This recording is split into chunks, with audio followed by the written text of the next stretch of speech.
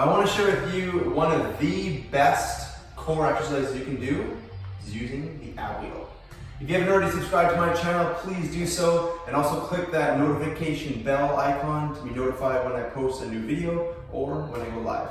So, as I was saying, using ab wheel is probably one of the best core stability exercises that you can do. If you watched my previous video, I released one a few days ago on 3 core stability exercises you should do every single day. So the benefit of doing these type of movements is it basically creates, if you want to call it, basically core stability, helps protect your back. It basically resists any flexion of the spine or extension of the spine or rotation of the spine. So you're basically working the core while minimizing any sort of not dynamic, but more flexion extension movement at the spine. So super good for back health, super good for hip health, and also for just building a nice set of 6-pack abs. Or 8-pack. So with the ab wheel, I want to show it from this angle just so you can get a better visual of it. Hopefully you can kind of still see me here. So a couple things you want to focus on with the ab wheel. If you are a beginner to exercise, I probably wouldn't recommend starting with this exercise. Even though it is very good, you kind of want to have a base of strength first before you initiate into this. Just because of the instability element of the wheel if you don't have the core strength, you could potentially actually get hurt, particularly in your lower back with this. So I would start with something to build up your core strength first: planks, side planks, the bird dog, the modified curl up like I showed in the previous video. Do that for probably a good month, and then you can transition to this.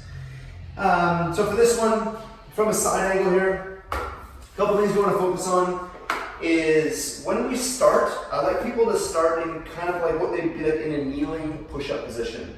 So if I was going to do a push-up, here I would start, and I want to start with a braced abdominal wall. So think about if somebody was going to punch you in the stomach, you would immediately brace. So I want you to think about initiating that before doing the movement, and then maintain that throughout. And I also like to coach clients to squeeze their glutes, which also helps to set the pelvis and maintain the pelvis in the right position throughout the movement.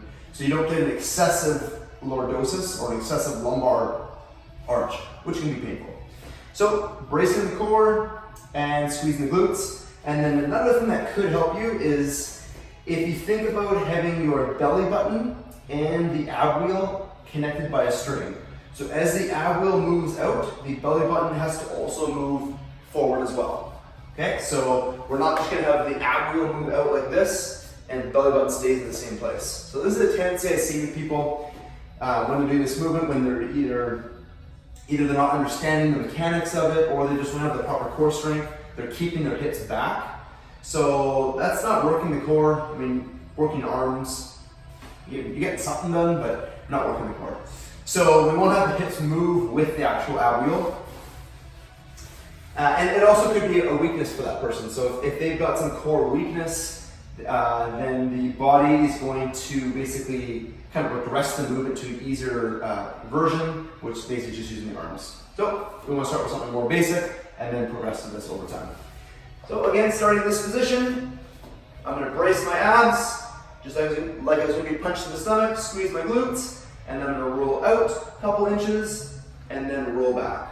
And I like to maintain the hips in exactly the same position as opposed to sitting back like this each time, because it takes tension off the abdominal wall. So I like to maintain tension on it. Just makes it, you can work your abs a little bit more, makes it a little bit more difficult, but in the end, I find it's better. So as you get more advanced, you're also going to go a little farther out. And then as you get even more advanced, you can go all the way out until your nose touches the floor.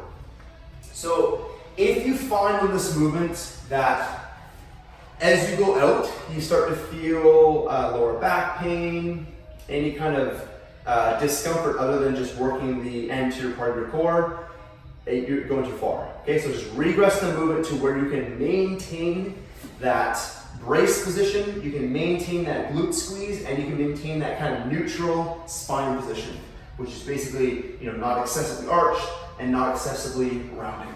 Okay, so you can maintain that. You just go as far as you can to that point.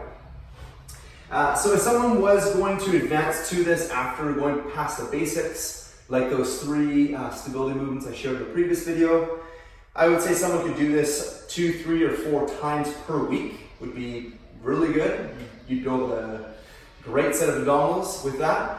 And then each time you can do anywhere from 2 to 4 sets. So each session, and I'd probably say about 8 to 10 to 12 reps. So 2 to 4 times a week, 2 to 4 sets per day, and per set would be about 8 to 12 reps. So I hope that helps. Again, don't start with this movement if you're a complete beginner. Start with the 3 core exercises to do every single day, and then advance up to this. So thanks for watching.